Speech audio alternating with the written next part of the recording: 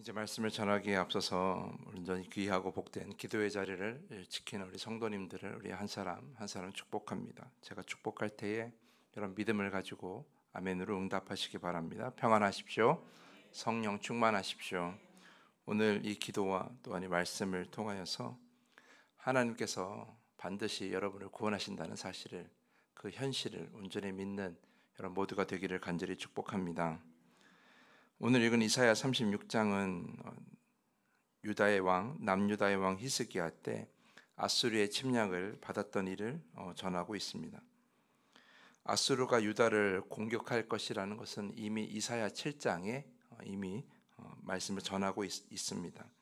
당시 아람과 북이스라엘이 남유다를 압박하고 있을 때 남유다 백성들은 하나님을 의지하지 못하고 주변의 나라들, 사람의 힘을 의지하려고 했고, 하나님은 그런 유다 백성들을 향해서 그렇게 하나님을 멀리하고 사람을 의지하면, 그리고 특별히 그때 아수르를 의지하려고 했는데 너희들이 의지하던 그 아수르에게 오히려 당하게 될 것이다, 이런 이야기를 이사야를 통해서 하고 계셨습니다. 그러한 말씀이 현실로 이루어지고 있는 것이 지금 이사야 36장인 것이죠. 우리가 믿음을 가지고 생활하면서, 믿음을 가지고 삶을 살아가면서 우리가 기억해야 될 것은 하나님의 말씀은 반드시 이루어진다라는 것이죠. 그 말씀이 다른 사람에게는 이루어지고 나에게는 이루어지지 않아, 내 생각, 내 뜻이 더 우선이야 라고 나도 모르게 스스로 생각할 때가 많이 있는데, 하나님의 말씀은 그 사람도 그렇고 다른 사람도 그렇고 나도 그렇고 동일하게 똑같이 이루어진다는 것을 여러분이 꼭 기억하셔야 합니다.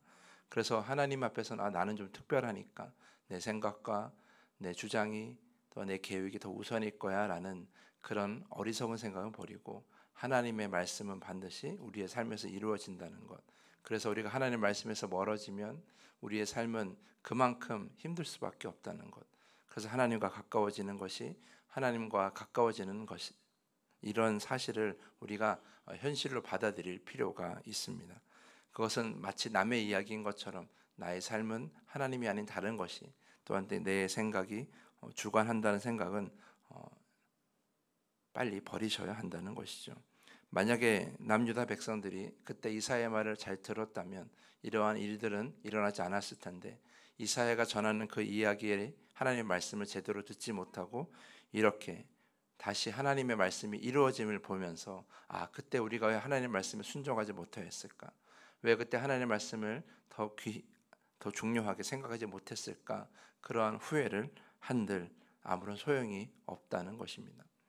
중요한 것은 우리가 늘 어떤 상황에서도 하나님을 의지하고 하나님의 말씀을 내 삶의 가장 중요한 기준으로 삼으셔야 된다는 것, 그것이 우리에게 꼭 필요한 부분이라는 걸 여러분이 꼭 기억하시길 바랍니다.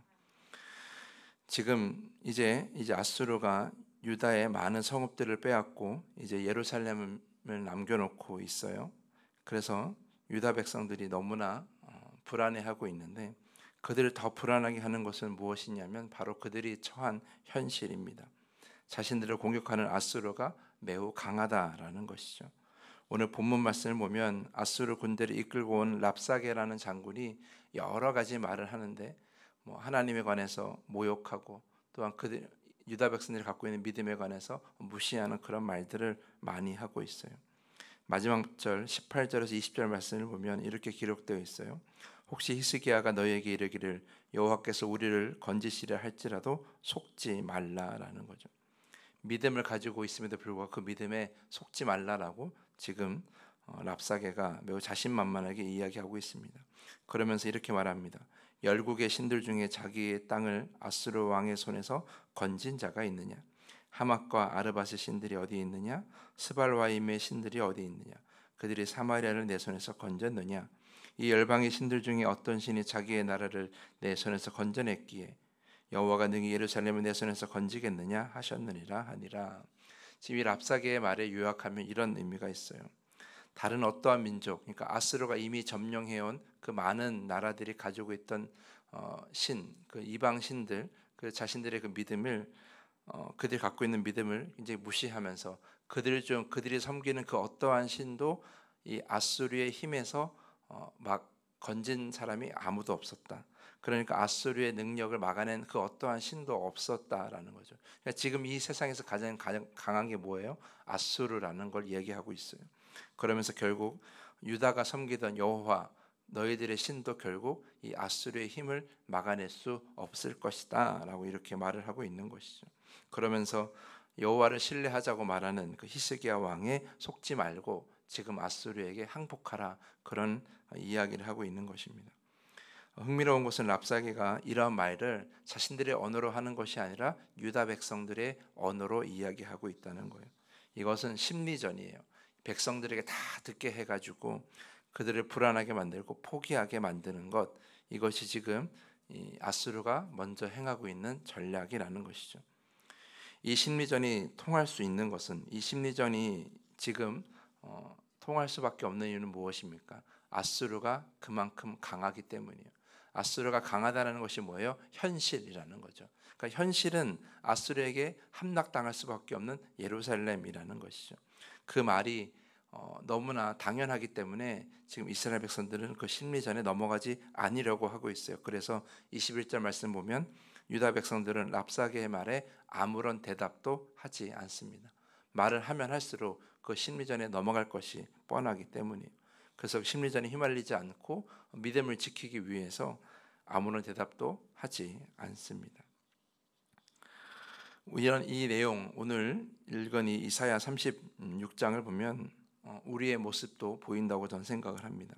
우리가 여러 가지 어려움과 답답한 상황 중에 있을 때, 그것이 너무나 현실일 때 우리는 너무나 당황하고 도저히 우리가 나아갈 길을 찾지 못할 때가 있어요.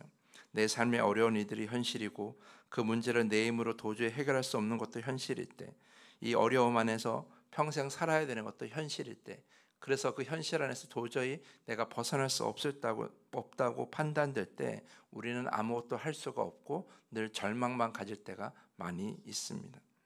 그럴 때 우리는 어떻게 해야 될 것인가? 나를 옥죄어오고 나를 압박한 이 현실 앞에서 우리는 어떻게 벗어날 수 있을 것인가? 그런 현실이 우리에게 주는 우리의 마음의 심리전을 어떻게 이겨내야 할 것인가? 우리는 오늘의 본문을 통해서 우리의 현실을 보게 되는 거죠. 그럴 때 우리는 어떻게 해야 될 것인가? 제가 제안하는 방법은 이거예요. 현실을 이기기 위해서는 또 다른 현실을 직시하면 되는 겁니다. 그것이 무엇인가? 바로 살아계신 하나님, 우리와 함께 계시는 하나님, 이 우리를 향한 하나님의 사랑과 구원이 결코 끊어질 수 없다는 그 현실, 그것을 우리가 믿는다는 것입니다. 만들어진 신들은, 다른 나라의 신들은 아수르에게 무너졌을지 모르지만 결코 하나님은 아수르에게 무너질 분이 아니시다는 것, 우리가 그것을 믿어야 한다는 것이죠. 왜냐하면 하나님은 살아계시고 하나님은 만들어진 신이 아니라 실제로 이 세상을 창조하신 가장 위대한 하나님이시기 때문입니다. 하나님이 하나님이라고, 하나님을 우리가 하나님이라고 말할 수 있는 것은 하나님이 실제로 우리의 하나님이시기 때문이죠. 그저 사람이 만들고 사람이 허황되게 믿는 것이 아니라 실제로 이 세상 모든 것들을 창조하시고 운행하시는, 그래서 아수르의 힘조차도 한순간에 무너뜨리는 분이 바로 우리 하나님이시라는 거예요. 실제로 우리가 이사야 37장 내일 말씀을 읽어보면 아수르가 얼마나 허망하게 하나님의 능력 안에서 망하게 되는지를 우리가 보게 될 것입니다. 그만큼 하나님이 아수르보다 강하고 하나님이 우리를 구원하신다는 것은 또 다른 현실이라는 거예요. 제가 여러분들에게 말씀드리고 싶은 것은 이거예요. 우리 안에 모든 어려움이 있고 답답함이 있고 우리 안에 문제가 있는 것이 현실, 그것이 부정할 수 있는 현실이라고 할지라도 그 현실 뿐만 아니라 우리를 향한 하나님의 사랑도 현실이라는 거예요. 그거는 판타지가 아니에요. 그것은 그저 이야기처럼, 동화처럼 우리가 믿어야 되는 것이 아니라 그건 믿을 수밖에 없는 현실이라는 거죠. 우리 안에 문제도 현실이지만 하나님도 현실이고, 하나님도 분명히 살아계시고, 하나님도 분명히 우리를 인도하고 계시고, 하나님이 우리에게 오늘 새로운 하루를 허락하신 것도 다 사실이에요. 여러분이 보고 있는 이 말씀도 다 사실이고 결국 이 중에 거짓은 아무것도 없다라는 거죠. 그러한 믿음이 우리에게 있다면 우리에게 수많은 어려움과 고통이 있는 이 현실을 실제로 또 다른 현실로 이겨낼 수가 있다는 것, 그것이 무엇입니까? 바로 하나님이라는 것이죠. 하나님이 여러분을 사랑하시고 하나님이 여러분을 구원하시고 하나님이 오늘도 여러분과 함께 하신다는 그 현실로 인하여 또 다른 현실을 넘어설 수 있다는 것입니다. 우리 안에 있는 여러 가지 어려움과 답답한 상황들을 부정하라는 얘기가 아니에요. 그걸 받아들이십시오. 그러나 그걸 받아들여도 괜찮아요. 왜냐하면 그것을 넘어서는 하나님이 현실로 존재하시기 때문이죠. 하나님이 여러분과 함께 하시다는 사실은 제가 지어낸 이야기가 아니라 저도 경험했고 여러분도 경험한 현실이고 사실입니다. 구약 성경에만 나오는, 신약 성경에만 나오는 그런 동화책이 아니라 우리의 삶에 직접적으로 경험되어지는 현실이라는 거예요. 그러니까 여러분, 한쪽만 바라보지 마시고 내 아프고 어려운 일만, 답답한 일만 바라보지 마시고 이 모든 것을 넘어서는 하나님이 살아계시고 나와 함께 계시다는 또 다른 현실도 바라보시기 바랍니다. 우리가 그 모든 현실을 다 바라보고 믿을 때 우리 모든 어려움을 그 하나님과 함께, 살아계신 하나님과 함께 다 넘어설 수가 있다는 것이죠. 사랑하는 성도 여러분, 그러므로 오늘 하루가 그저 답답한 그런 하루가 아니라, 나도 어쩔 수 없는 그런 하루가 아니라 살아계신 하나님께서 나를 온전케 하시고 역사하시고 일하시는 뜻깊은 하루임을 여러분 기억하시기 바랍니다. 그 하루를 살아내는 여러분 모두가 되십시오. 내 안에 현실이, 어려운 현실이 있을지라도 그 현실을 넘어서는 또 다른 현실, 그것은 바로 하나님. 그 하나님을 의지하며 오늘도 하나님 안에서 믿음과 삶이 흔들리지 않고 또 하나님이 원하시는 열매를 거두는 오늘 하루가 되길 간절히 축복하면서 오늘 말씀을 마치겠습니다. 이 시간에 더 깊은 기도의 시간으로 나아갑니다. 힘들고 답답한 나의 현실을 변함없는 하나님의 사랑이라는 또 다른 현실로 넘어서게 하여 주시옵소서. 그런 넘어서는 믿음과 삶이 되게 하여 주시옵소서. 이 시간에 함께 기도하기 원합니다. 우리 주기도문을 고백한 후에 더 깊은 기도의 시간으로 나아갑니다.